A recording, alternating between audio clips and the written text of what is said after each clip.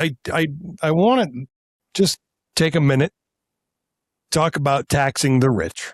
People act like it's a radical idea designed to destroy success, but historically, it's actually one of the most normal economic policies America has ever had. The United States built the modern middle class during periods when the wealthiest Americans paid dramatically higher taxes than they do today. Looking at you, Ronald Reagan. And somehow, rich people still exist. Weird.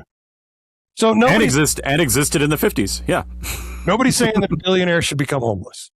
Well, the argument is that when a tiny percentage of people control an enormous share of wealth, society starts to break apart. Housing gets unaffordable, schools get underfunded, infrastructure crumbles, healthcare becomes a luxury item. Meanwhile, corporations announce record profits while telling workers that there's just no money for raises. And so the reality that people don't like talking about is there is a finite amount of money in the world, in the economy at any given time. That's not infinity money. That's important because wealth doesn't magically appear from the heavens like manna.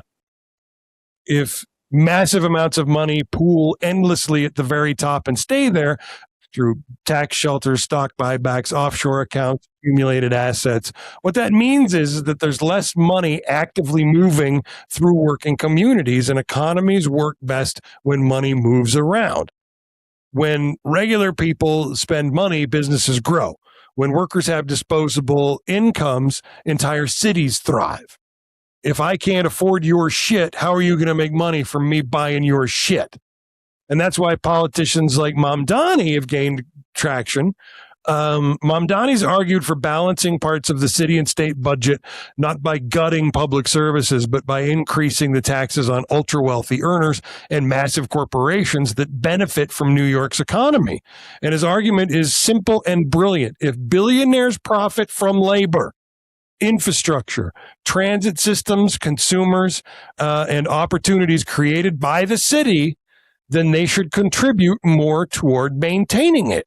And the funny thing is, even under these proposals, rich people are still fucking rich. If somebody has $10 billion and pays higher taxes, they don't suddenly become a guy eating cold spaghetti out of a can under a bridge. They still own their fucking yachts. They still have penthouses. They still have investment portfolios bigger than a lot of cities' annual budgets. The phrase tax the rich sounds aggressive, but what people are really arguing for is balance.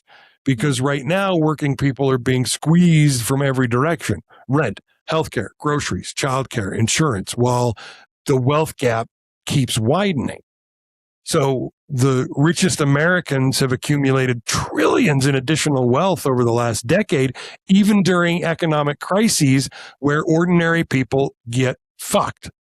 And that's where the political divide really sits. One side sees taxation as punishment, the other sees it as maintenance, and the membership fee for benefiting the most from the system. So at the end of the day, roads don't build themselves, schools don't fund themselves, firefighters don't volunteer because they got good vibes. Society costs money. And the question becomes, should the burden fall mostly on working people trying to survive paycheck to paycheck, or on the people making more money in a week than most families earn in a lifetime? Yay. Yes. Yep. That's me. And we're going to talk about why I'm mad about that in the third block.